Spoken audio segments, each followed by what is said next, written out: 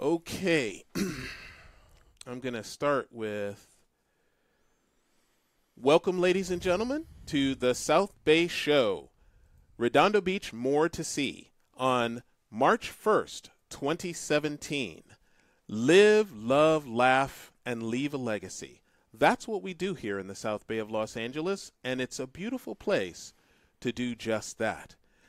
Today is a special day. We're going to have a special live performance right here at the Redondo Beach Chamber and Visitors Bureau, and I'm very pleased to do these. This is a very, very important topic. We're going to talk about the waterfront and this upcoming vote in 6 days, Measure C, sorry.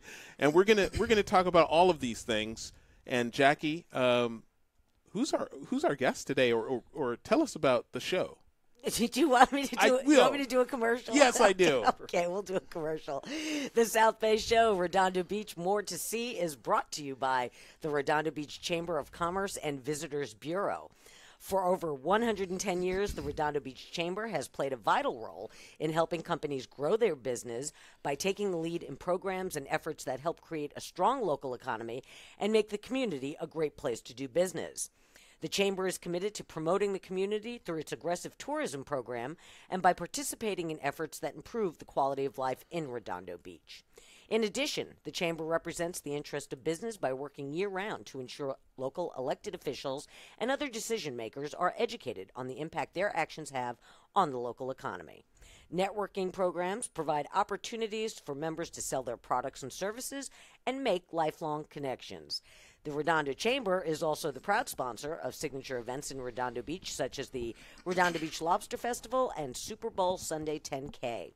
For additional information on how the Redondo Beach Chamber of Commerce is working with member businesses and the City of Redondo Beach, visit the website at www.visitredondo.com.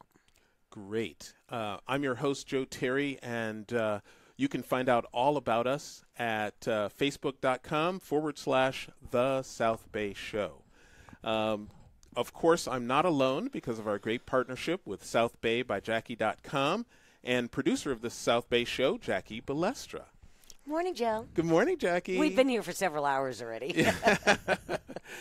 We are going to have a special show today. Not only is it this new technology that we're using now, Facebook Live, but we get to meet with some of the people that really know all about the waterfront and the project and, of course, the facts. The process and the facts. That's really what we want to talk about, Jackie. And so, Jackie, who are our guests today? Our guests this morning are Fred Bruning, founder of CenterCal Properties, and Steve Diels, treasurer for the City of Redondo Beach. Now, Fred Bruning began his real estate career as legal counsel for Sears Roebuck and Company, and after only 3 years was promoted to territorial real estate director. He was responsible for Sears' real estate portfolio in the West, which consisted of over 500 assets. After leaving Sears, he served as vice president of development for the Torrance Company right here in Torrance, California, and as vice president of development for the John Price Development Company in Salt Lake City, Utah.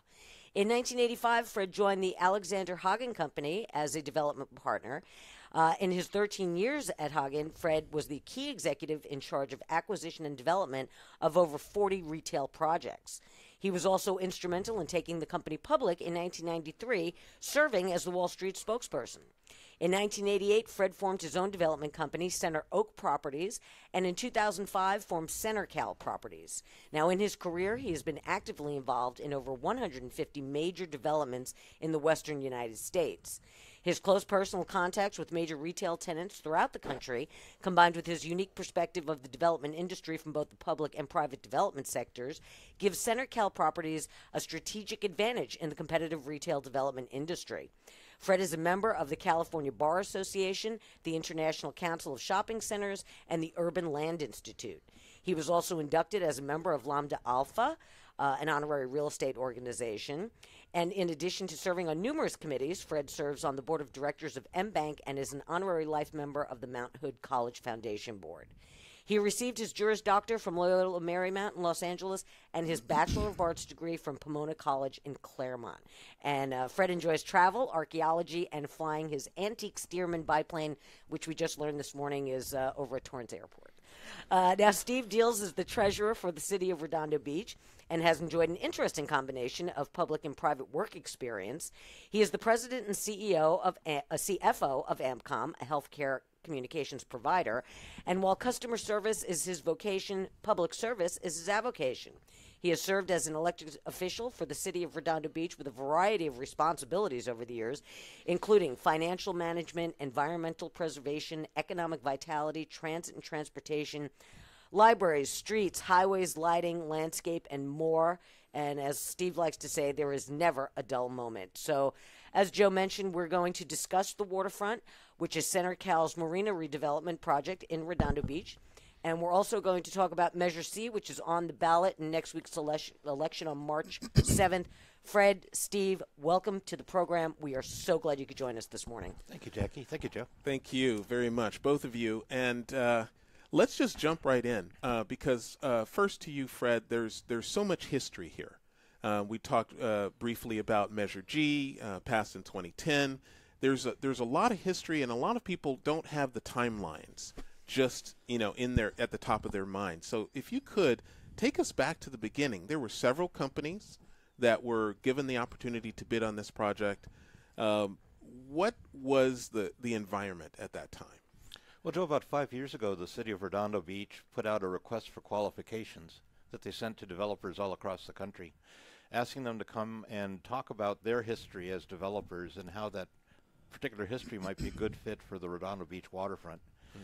But even that started 25 years ago with a conversation about what the future of the waterfront should be. There's been a full generation of discussion and conversation. What should the right size be? What should the right mix of uses be? All of that was condensed into something called Measure G in 2010, which the city voted on and which the Coastal Commission based the local coastal plan on. That's important because that's a very important part of the entitlement package for the project. When we were asked by the city to come and talk to them, we were given Measure G as a guideline. Measure G talked about how much square footage could be built on the waterfront, how high it could be, what types of uses. Certain things were expressly prohibited. For example, you cannot do any residential in the waterfront area, but you can do retail, commercial, office, restaurant, entertainment, hotel, those types of uses. So we took a look at that package. It was an exciting thing for us to do because my personal history goes back all the way to when I was about 4 years old, when I would go fishing on the pier with my dad when we lived in a little town called Sierra Madre near Pasadena. And my mother-in-law actually got engaged on the waterfront in 1939 after going to a movie at the old Fox Theater. I don't know what the movie was, but it must have been romantic because she said yes. But it was basically that pattern that we were given. We were fortunate enough to be selected. Right. And that started a long dialogue for us. The first year after we were selected by the city, we met with probably several thousand residents of the City of Redondo Beach. We had a series of public meetings. We didn't even have a plan that we showed people at the time. We just asked, what would you want? What were the types of uses? Here's Measure G. What about Measure G do you like?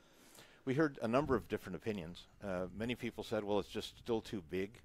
So in our response, we actually reduced the size of the project to only about 72% of what Measure G would allow.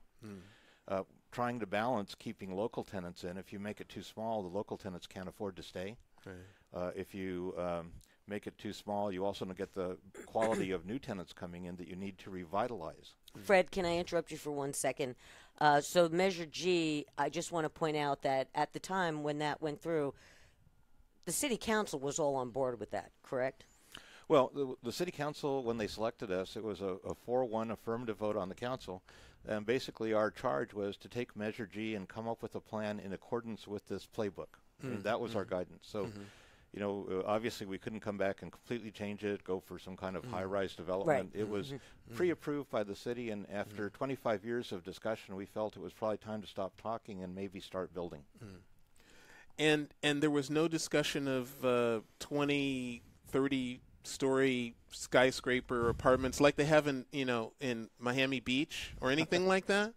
No, again, that discussion had already been had and put to bed, and actually, I think it's an appropriate size. In the year that we actually spent looking at the plan and actually talking to the residents of Redondo Beach, we spent a lot of time examining all the great waterfronts around the world. Right. There's a wonderful, it's a think tank, actually. It's called Project for Public Spaces.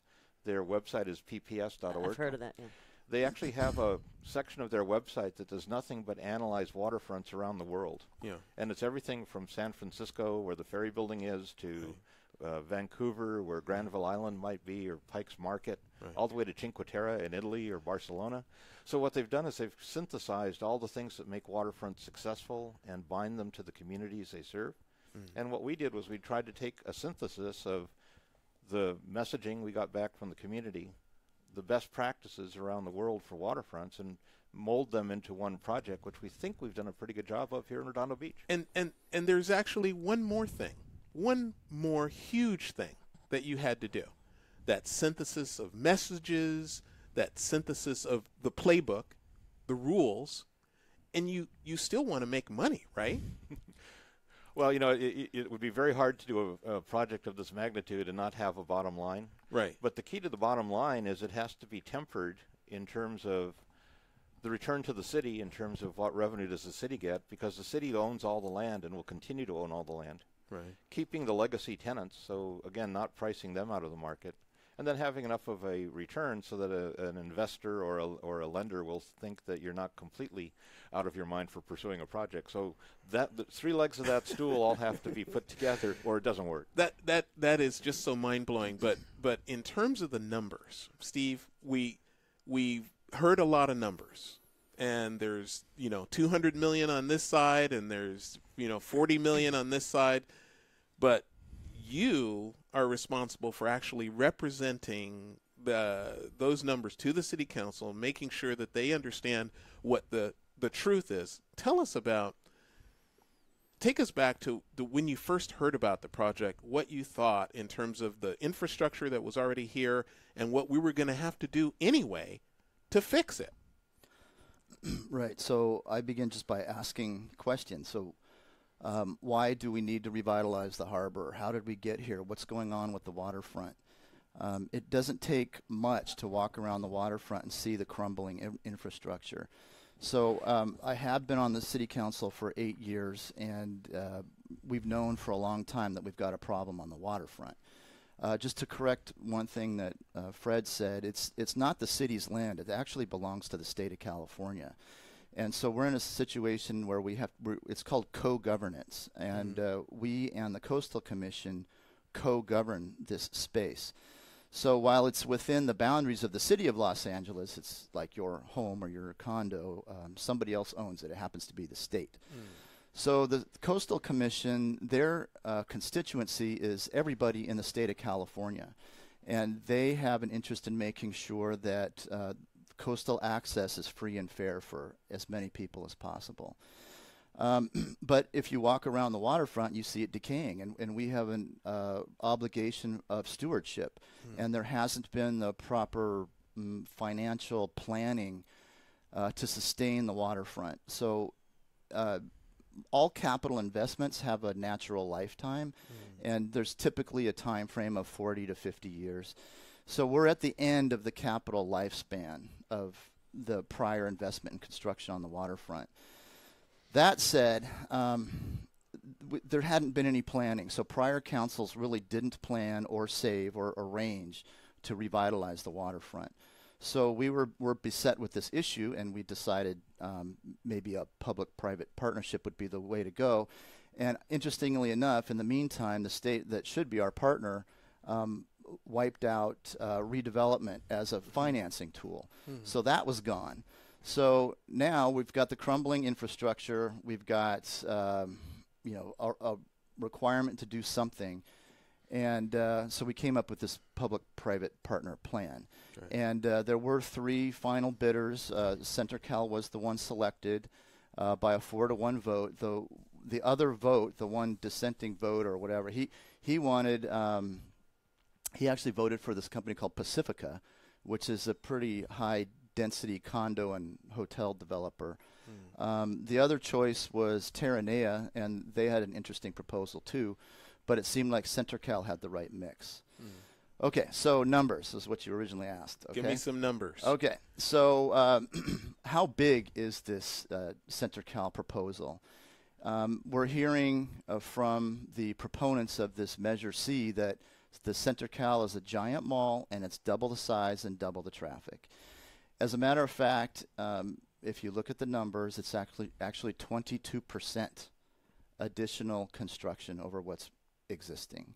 That's it. I know that the proponents of Measure C have been using, they accuse others of scare tactics, but they accuse others of their own behavior. They had said that there's going to be a 600,000 square foot parking structure on Harbor Drive. And that was in their material to get people to sign the initiative. It's not true. There's actually a net new square footage of parking on Harbor Drive of 100,000 square feet, so 1/6 of what they were claiming. So if this is 22% of what's there, the growth is 1/5, roughly 20%, and they're claiming it's double the size. They're exaggerating the size of the project by a multiple of 10 times. It's not that big. It's modest.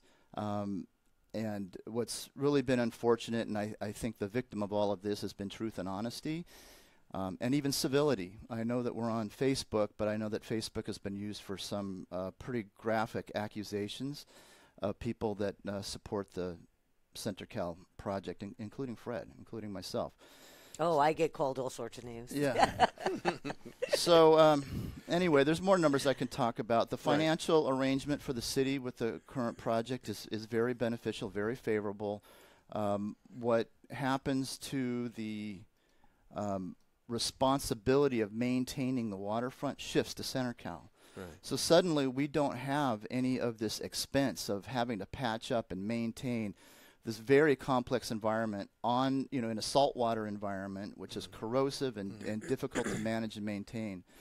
That said, CenterCal and frankly the other potential suitors, they're professionals at building and managing a business, and the city just isn't. So we were trying to get out of being the source of the actual business transactions, getting out of the leaseholder business and trying to get somebody who really knows what they're doing in here to get it done.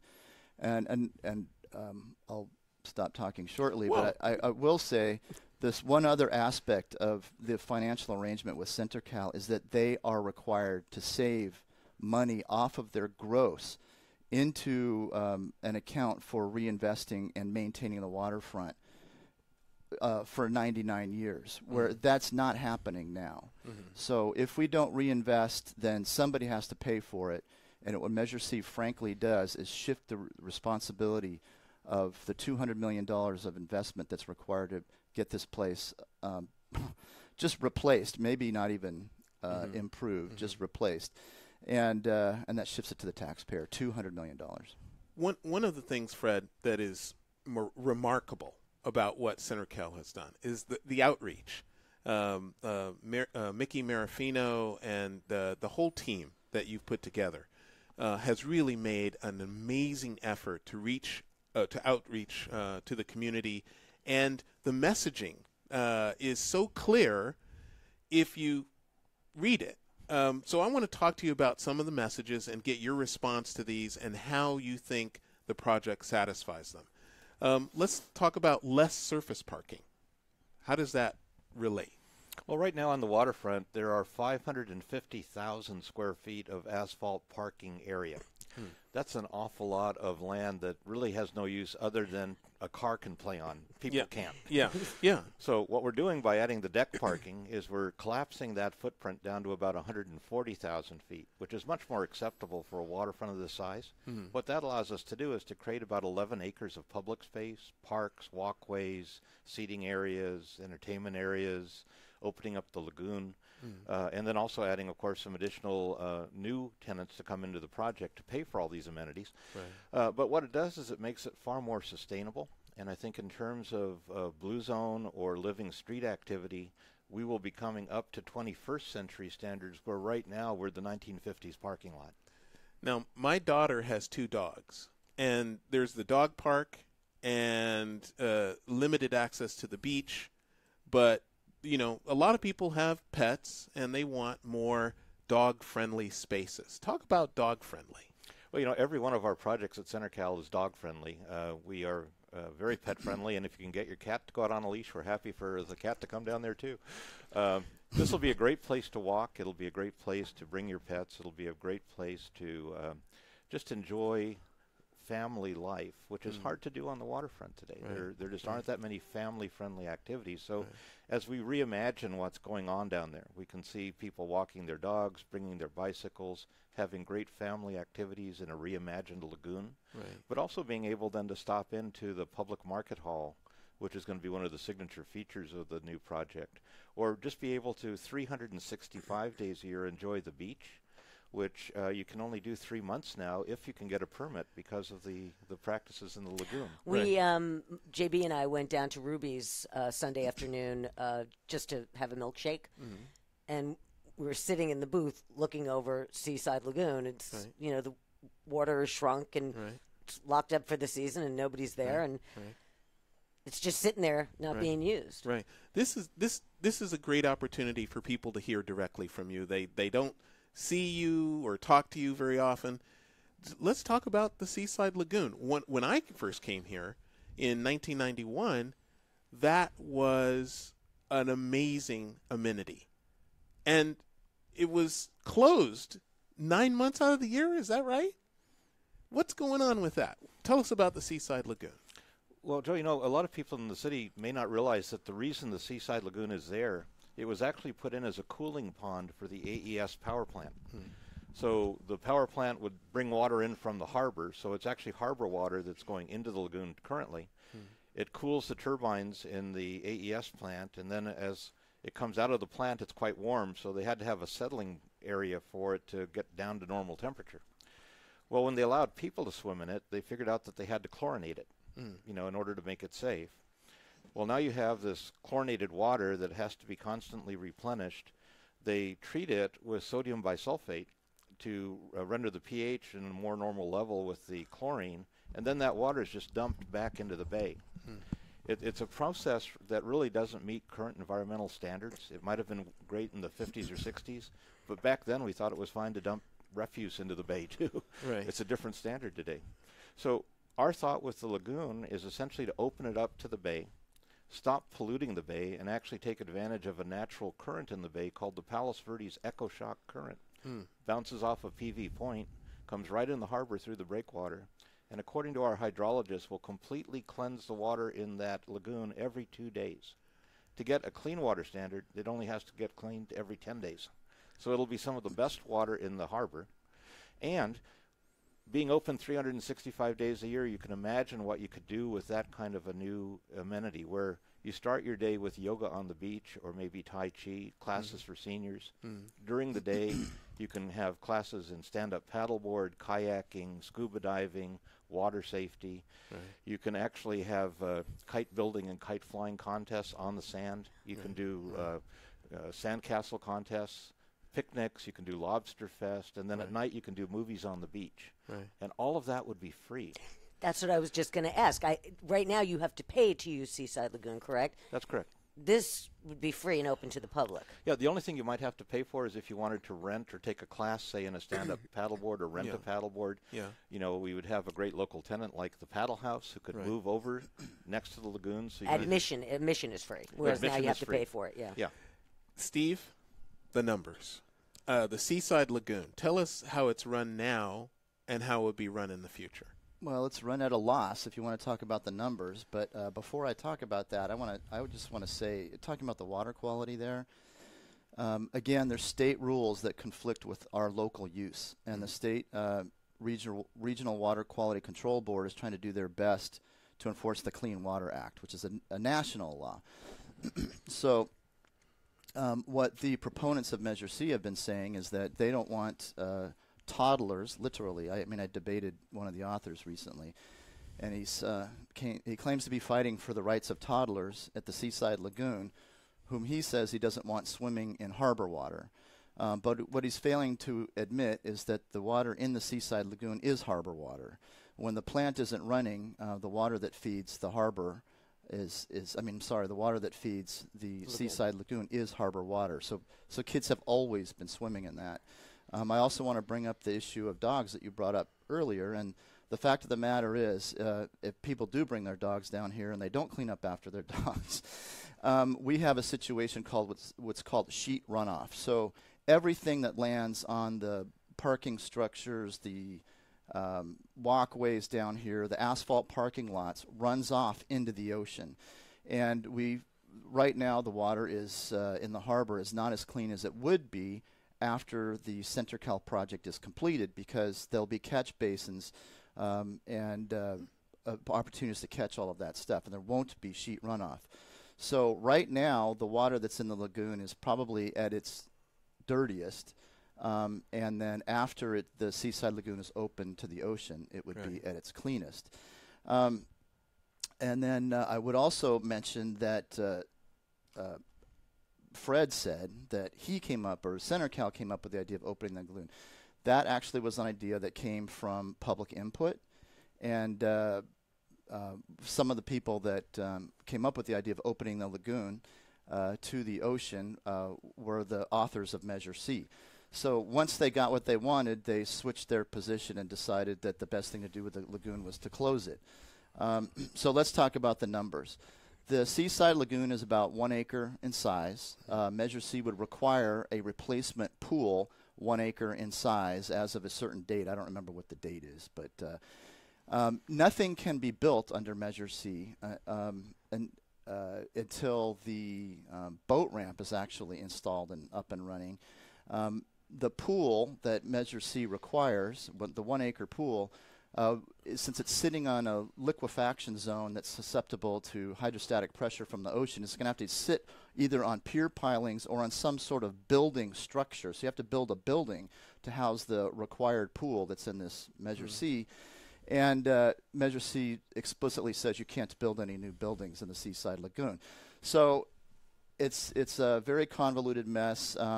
If you open it up to the ocean, it gets the clean water flushing, as was described by Fred, and there's virtually no expense. Right. Whereas right now the city is paying for it, it's running at a loss, and it's closed most of the time.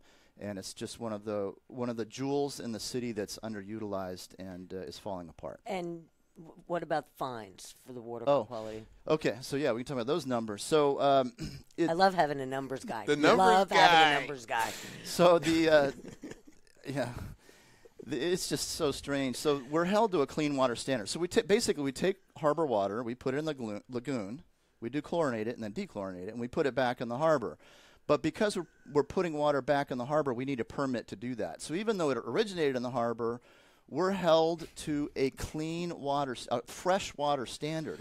So if it doesn't go back into the lagoon as rainwater, then we're susceptible to fines. And at one point, the fines were, I'm on the order of like $1 billion.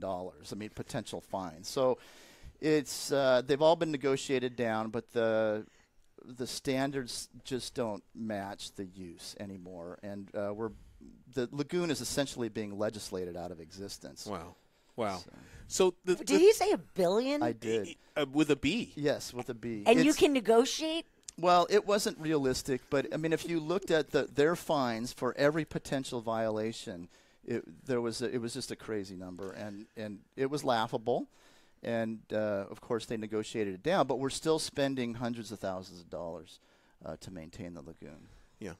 So having you here, Fred, and you, Steve, it's an opportunity for people to kind of get those emotional triggers answered.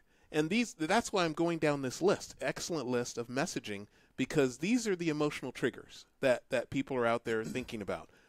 Walkability. Tell us a little bit about the concepts of walkability. Well, Joe, at CenterCal, we really believe in a sense of place. And for the last 20 years, we've been pioneers in developing projects that are very walkable, that become almost like the living room for a community. So what we first do is we design the public spaces, we design the walkways, the parks, the amenities, the public art, making sure that everybody feels comfortable and welcome, whether you're coming there to have a meal or shop or just to have a great day on the waterfront. So when you look at our project, every one of our walkways are at least 20 feet wide. They have seating areas, they have public art areas, they have heaters for the evening, so if you get a little chilly and it's a February night, you can warm up a little bit. There's music. They meet all of the Green Street and Living Street standards that are popular in today's culture, but they also meet Blue Zone activities because it encourages people to get out of their cars and walk. So as you walk along the waterfront, what we're doing is we're dramatically improving the views along the water. 20-foot wide, even wider walkways, seating areas where you can just sit and watch the sunset over Santa Barbara Island, you know, in the distance, or watch the boats coming into Basin 3. That becomes the heart of the project. And that heart then becomes sort of the vitality that guarantees that the uses around it are going to be successful. And I'll point out that, you know, when some people call our project a mall, I really strongly disagree. It doesn't meet the mall's definition in any sense. What it meets is a village. Or I guess if our project is a mall, then so is Riviera Village, you know, because it has the same streetscape, what have you.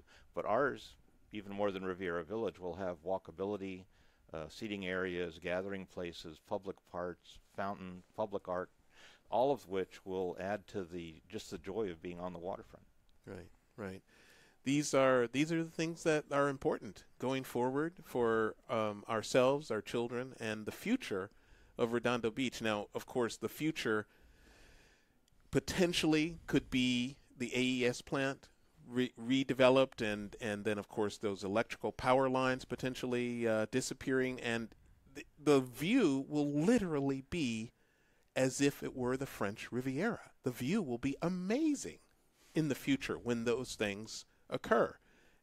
So we're constantly talking about new and exciting, but it's also just relaxing, energy efficient. We talked about the year-round lagoon access. Steve, when you think about, and let's transition now to Measure C. When you think about the specific line items in Measure C, a 1 acre swimming pool, I don't know that I've ever seen a 1 acre swimming pool. That's pretty big. We talked with Mike Zislis about the development of Shade Redondo, and the amount of money that he had to put into driving new pilings to support the hotel was astronomical. But his vision is long term, and so he made that investment. Talk about that and the other provisions in Measure C. Excuse me. So the pool, I did discuss briefly prior. It is a requirement of Measure C. Now, the authors have backpedaled on that, trying to claim, well, a swimming facility that you wade in would replace the seaside lagoon, but it doesn't have to be a pool, is what they're saying now. So when is a pool not a pool? When you spin around so many times in a circle and try to explain your way out of it. The fact of the matter is there's a requirement in there to replace the seaside lagoon. And based on the Regional Water Quality Control Board's rulings, we have to make some adjustments to the lagoon. That triggers this aspect, this requirement inside of Measure C. So we would have to build literally a 1 acre swimming pool. And then the author tried to backpedal a little further and say, well, you could just have some spray feature that kids can run around in. That's not what it says in the measure. The measure is very clear that it says it has to be a swimming facility, which is a pool, and it uses the word pool. So, it's 1 acre in size, and the sand obviously is not going to hold water. Then the author of Measure C backpedaled further and said, well, you can put a liner in it and make it just like a rubber bottom, and that basically, I have a vinyl pool for my kid to swim in my backyard, so we call those doughboy pools, and I did a little calculation there because I'm a numbers guy, and it would be the size of 1,500 doughboy pools scattered around, on the waterfront down there. So no, it's a $25 million feature based on at least one estimate, maybe more. There's a pool in the Belmont area that people compare to, but there's also one just down our coast in PV. And if you see it, it's a building. If you build a pool on the coastline, you have to build a building to house it. Right. And that's what it is. It's a building with a pool in it. And yet Measure C doesn't allow you to build any new buildings in the Seaside Lagoon. So they're criticizing the CenterCal plan as paving over the lagoon when exactly that's what they're proposing to do. Anyway, I could go on. Fred, now, any rational business, when they look forward at a project, they think, okay, there are these contingencies, there are these contingencies, and then there's Measure C. Yes. Tell us a little bit about the contingencies that you see, and then Measure C as a contingency. Well, Joe, honestly, Measure C has a number of factors that I think would scare any sane developer away from the Redondo Beach waterfront. And quite honestly, I think that's the point of Measure C when you really get down to the bottom line. Among the things that Measure C will not let you do, you can never put a new parking structure anywhere on the waterfront. And that goes beyond just our project, but also would include a larger area adjacent to us. And you cannot put a parking deck in whether it's above ground or below ground. So it's not just a view issue, it's just an elimination of all parking structures. Well, if you can't add a new parking structure, you can't add any new spaces because you have inadequate parking then. You wouldn't be able to park the uses for the new space. So if you can't add any parking spaces, what you're left with is a $200 million repair cost, plus all of the new stores that you would be building without having to add any extra square footage. I guarantee you that would wipe out every local tenant in Redondo Beach because no one would be able to afford to stay there. No one could afford to build it unless it was all brand new rents. The other things that are in that, of course, maintaining the lagoon. There's also a requirement of a boat ramp where the requirements of the boat ramp were designed to almost only allow you to build a boat ramp right in the middle of our project. And no commercial developer would want to build next to a boat ramp. The only person I can think of who would want to be there is potentially a divorce lawyer, because usually all the arguments people get into when they're parking their boats, would lead to a great uprising in business for them. Right. But it's not safe. One of the reasons boat ramps should be in a private place with just boaters and not where lots of kids are playing is because, you have a dangerous activity. People backing up boats. You don't want children, running or walking down the ramp and falling in a tidal surge. Right. So with all of that, I think what you'd be left with is a very expensive repair in the south part of the site, with the parking structure falling apart. They did not use even waterproof concrete when they built that deck 50 years ago. The rebar is shot, let alone the concrete. On the north side of the site, there are problems with the waterfront that are not as readily apparent, but they involve something called sea level rise. The Coastal Commission is requiring any coastal development in California to accommodate 5.5 feet of sea level rise over the next 50 years. So many parts of the waterfront, take the International Boardwalk, take where the On the Rocks is right now, which is where we have our information center. Parts of that site have to be raised 5 feet before you can even build on it. So someone coming in and saying, I just want to do a single restaurant, coming in are going to find insurmountable obstacles if Measure C passes. And again, I think that's the point of Measure C. You said that a minimum of 5.5 feet, but you would probably go a little bigger because didn't Mike Zislis tell us that he went 9 or 11 feet? Correct. When they did Shade Hotel. Yeah, we all of our engineering provides for a good safety margin with everything we're doing. Because right now, king tide, storms, high swell, all of those businesses on the International Boardwalk are flooding. Several times a year. They have a stack of sandbags there that are there all the time. Right. Yeah.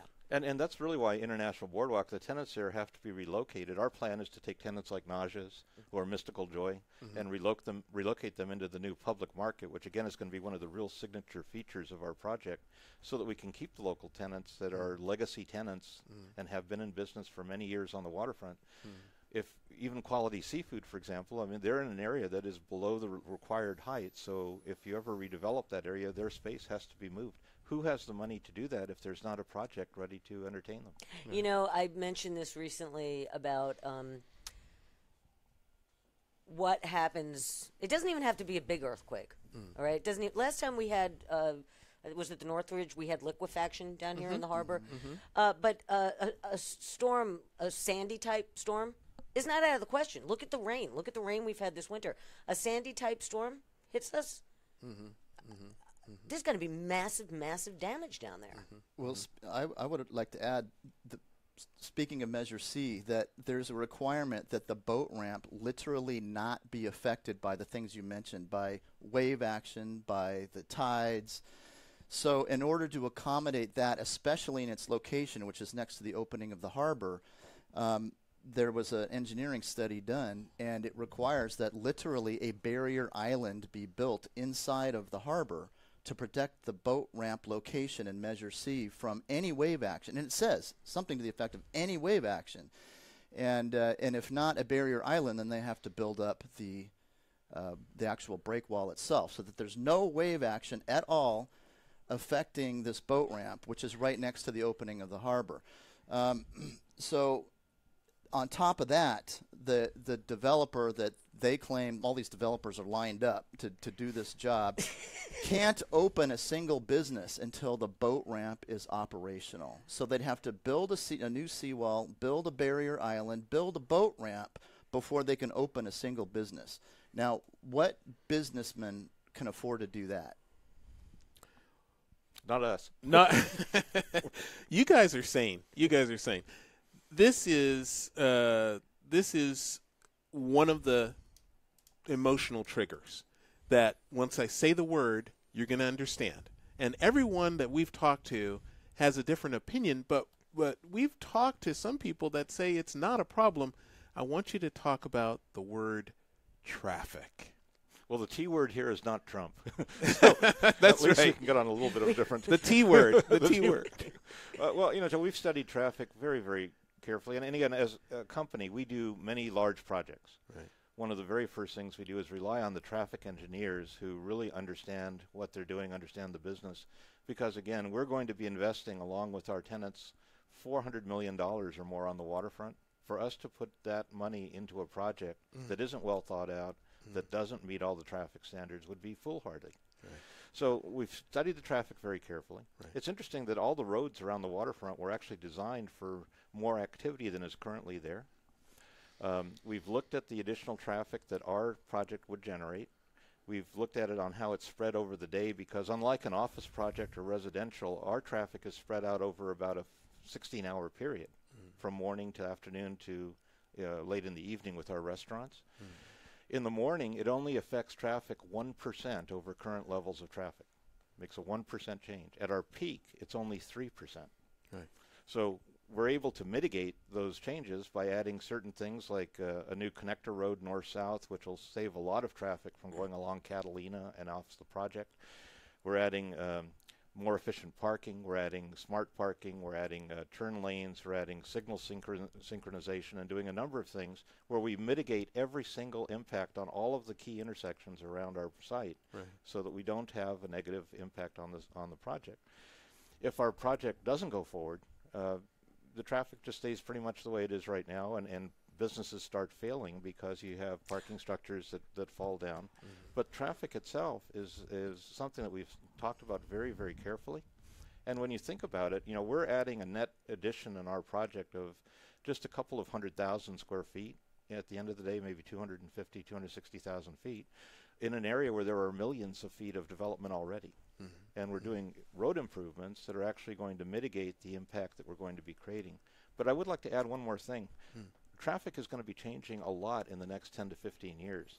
Believe it or not, traffic in the South Bay is already lower than it was 15 or 20 years ago. And here's what's going to be changing. We were having devices like this, Right. where you'll be able to go on an Uber or Lyft app. Right. If you live in RPV or if you live in Manhattan Beach, you can dial into the waterfront. We'll have a car pick you up, take you down. It'll be a reasonable price to take you there. If you come and shop at the waterfront, we'll have an arrangement where your return home is free. Right.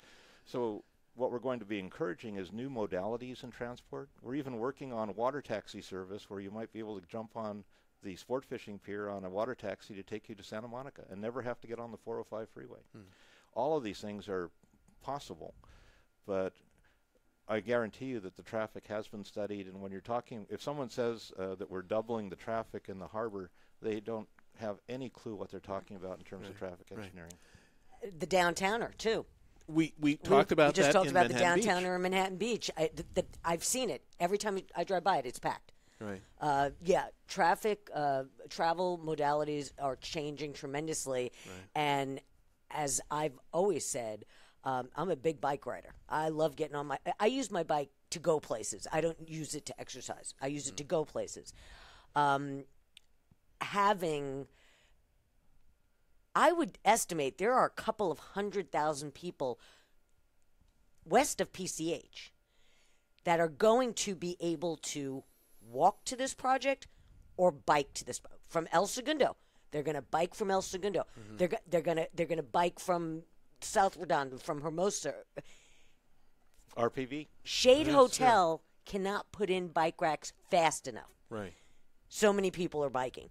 So I just think that the whole traffic thing is never going to materialize. I don't see the traffic and parking thing materializing, but the numbers guy can tell us more about that. Well, Measure C actually bans traffic solutions. Let's not forget that. It disallows the connector road that will in the future allow us to get from the north side of the pier to the south side. But not only that, what the service that Fred was describing might be described as a valet service, where you send a car. Measure C bans valet service. So this group that's promoting Measure C is claiming that traffic is the biggest problem and that their measure does nothing to improve traffic, and if anything, may make it worse in the years to come. Now, one thing that everyone that lives in the South Bay, Steve, talks about when it comes to traffic is PCH, Highway 1, Sepulveda, depending on which city you're in. It's called different things.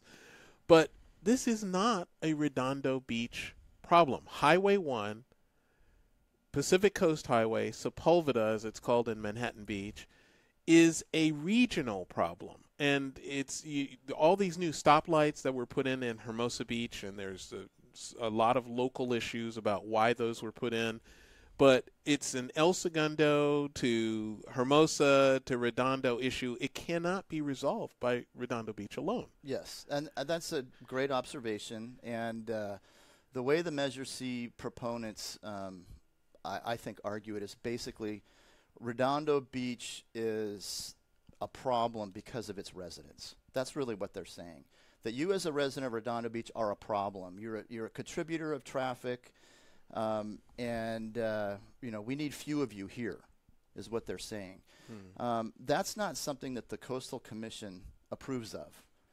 I know you've probably heard this, Fred, in the legal field, but when the facts are on your side, you argue the facts. When the law is on your side, you argue the law. And when neither is on your side, you argue like crazy. And the proponents of Measure C have been arguing like crazy, so much so that they've abandoned the facts and they're sending out cartoons to try to make their point. So the facts are... It's fear-mongering. It's fear-mongering of the simplest form. You go to their website, their Facebook page, and it's a bunch of cartoons. Yes. Godzilla breathing fire and giant chickens laying eggs and stuff. It's getting silly. Yeah. And... So, when I go to the beach, I'm not at work. Those are entirely different car trips. And then, back to the numbers, these car trips are happening anyway. So when people get in their cars in Redondo Beach and they go to grab a bite, if they're not going to the village, they're going to Hermosa or Manhattan or El Segundo or somewhere else. And those are not contributing to our sales tax return. So some people don't realize that our number one sales tax category is actually dining. And the number one category of sales by design in the CenterCal project for the Waterfront is dining. Right. So this isn't a mall by any notion, and it's not going to generate traffic. You're not generating traffic by getting in your car and going to get a pizza or going to hang out in the evening. The traffic occurs. There's a difference between a traffic and a car trip. Traffic, by most people's perception, is congestion. And that's what you experience in the morning when everybody's going to the same place at the same time, which is going to work or taking your kids to school. But if you spread those trips out throughout the day, there's no traffic. So in a nutshell, a trip to the beach is not going to generate traffic. Fred, we have a few minutes left, and I want to make sure that we've gotten to all of the most important topics. So can you tell us, is there something that we haven't talked about that you really think people misunderstand about the project? I appreciate that, Joe, and thank you. You know, two of the other aspects that I'm most excited about the project are our public marketplace and our new boutique hotel. I'll take them in reverse order. Our new boutique hotel is the largest thing we're adding to the waterfront. The hotel itself is about 120,000 square feet of our total building area, but it only has 120 rooms. So at the most, if everybody brings a car for every room every day, that's 120 cars. If they don't arrive by Uber, Lyft, or taxi or whatever else they might come by, or if they don't stay more than a day. So that hotel will be a really great addition. I think it will help cement the Shade and the Redondo Hotel and Crown Plaza as a great destination place for people to come. I think even on staycations, it'll be a place where people will come from Palos Verdes to stay in Redondo Beach, not Redondo Beach residents going down to Terranea. The other thing I would point out is our market hall. For anyone who's listening who might have been to the Ferry Building up in San Francisco or the Pike's Place Market or Granville Island. Are they going to throw fish? Well, we'll have to ask Quality Seafood about that, but I bet you they would. In this place, this is going to showcase local tenants. So this is where the Quality Seafoods and the Captain Kids and the Najas and the Mystical Joys and the Tees Toe Rings and others who are on the waterfront and who have been there many, many years can showcase their businesses. But we'll also have a greengrocer. We'll have a butcher, we'll have a cheesemonger, we'll have a wine shop, we'll have a coffee place, we'll have a metropolitan art gallery so that local artists can display their art and display their creativity to the community. That's something that doesn't exist in the South Bay today, and yet it's a concept that's been around for 5,000 years. You know, there were public markets in the Agora or in the Souk in Byzantium. Right. So it's a concept of walkability. People used to be able to walk in their community. They'd come to a great public market. They'd come for the environment, to meet their neighbors. That's what we hope to recreate on the waterfront. For someone to mislabel that as a mall, I think is being very dishonest. Another thing that we've said several times is I can't remember the last time, well, actually I can. The last time I walked to a theater was when I lived in New York City 34 years ago. I have not walked to a movie theater. I think that is going to be such a great amenity, especially for these people that live right across the street from it. No more driving to a theater. No more dealing with parking in a theater. You can walk across the street. And Jackie, if I could just add to that, because I've had several people ask me, why would you do a theater? And some of the naysayers are saying, well, the movies are dead or dying. Well, I think like at the Oscars the other night, they got the wrong envelope. Because out of the last 5 years, 4 of the last 5 years were box office records for the movie industry. You know, going to see a movie. This will be a small boutique theater. The largest screen is only 80 seats, so it's not a large theater, but it adds another reason to come to the waterfront, as you said, well, to just enjoy another reason to come and watch the water. Well, historically, there was a theater down there. Yes. There was an old theater down there historically, but I love that I'd be able to ride my bike to the theater. Right. I think if it wasn't for that theater, Fred might not be here. That's right. My mother, well, our children wouldn't, for sure. But, Joe, the only thing I would really love to say is we do have an information center on the waterfront. We went to some serious expense to put it up there because we do feel like we need to make sure people understand what we're really doing and not kind of succumb to some of the things that are being said about the waterfront. The information center is in the former On the Rocks restaurant. It's located right between Ruby's and Samba's on the north side of the waterfront. We're going to be open this Friday from 3 to 7. And on Saturday, Sunday, Monday, and Tuesday, we'll be open from noon to 4. And I would just urge anyone to come down. We provide free parking. Just come down and see our 3D model. I think if people see it and understand it, we've actually had over 2,500 Redondo residents who have signed in, who have come to see the project over the last several months that we've had it there. And it's amazing because people come and say, well, where's the mall? You know, we were told that this was completely different, but most cases, once they have seen the project, they're very supportive. I really don't meet with developers that often, and I have to say that this entire process has been amazing. CenterCal has provided, through the offices that Mickey Marafino is spearheading, tremendous outreach to the community. She's everywhere. She'll go anywhere to talk about the project, and she's done an amazing job. And Jackie and I have always been supporters. We have to say that. There's no question about that. No question about it. Yeah, Joe and I, over the years, we've always kept our opinions to ourselves. We don't endorse candidates, things like that. We've always said, but this was the one thing. This was the one topic that I told him. I said, I can't keep my mouth shut on this. I said, we need this. So we are proponents of the CenterCal project. Vote no on Measure C Tuesday. 6 Vote days. no on Measure C. 6 days from now, we're all going to go to the polls. Hopefully, I'm a big believer in voting. My children vote. My dad would have killed me if I said I didn't want to vote. He was adamant about that. People died to give you the vote. You are going to vote. So, Jackie, I think that's the show. Steve, you want to give any last words about Sure. the numbers? Sure. I would like to thank the Redondo Beach Chamber of Commerce and Visitors Bureau for their efforts that have led to the increase in hotel bed tax revenues in the city of Redondo Beach by $6 million over the last several years. So they're doing a good job promoting the city, and it shows on our tax revenues. And those are revenues that are paid not by residents but by visitors to the city.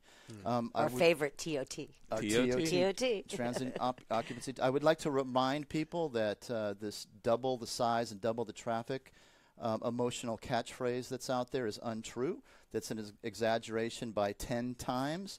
The CenterCal project is only 20% over what's currently constructed down on the waterfront. And finally, remind people that Measure C shifts $200 million in onerous costs onto you, the resident, that would otherwise be paid for by that guy over there, Fred. I'd rather have Fred pay for it than me pay for it. Thank you. Thank you. I think. Well, it's been an amazing discussion. There's never enough time, but I think we've packaged a lot of the messaging and a lot of the numbers that people need to make a decision. If you need to know more, there's the Waterfront Center you can go to. You can see it right where The Waterfront Information Center. Right. Right in the harbor, the former On the Rocks location. Right. You can always go to thewaterfrontredondo.com and get all the information that you want to need. Steve Diels, thank you for joining us today. Thanks for having me. It's been a pleasure. Awesome. And Fred, it's been amazing. We're so thankful to have you. You've really been an amazing representative for CenterCal, and obviously you guys care about this project deeply because the investment that you've made is far beyond what typical developers have to do to do a project like this. Thank you, Joe, and thank you, Jackie. Thank you. Thank you very much. Ladies and gentlemen, I think that's it for us. And we love being here at the Redondo Beach Visitors Chamber and Visitor Bureau. And if you are a small business in Redondo Beach, I think you should consider joining the chamber. There's no doubt that this is a progressive chamber, an inclusive chamber. They want to help you with your business. They want to get you more business. And just check out the chamber. Redondo Chamber. Visit redondo.org. Visit redondo.org. That's if you just Google Redondo Beach Chamber, it comes up. Yeah. Well, thank you, Jackie. Always a pleasure, Joe. That's our show. Bye-bye for now.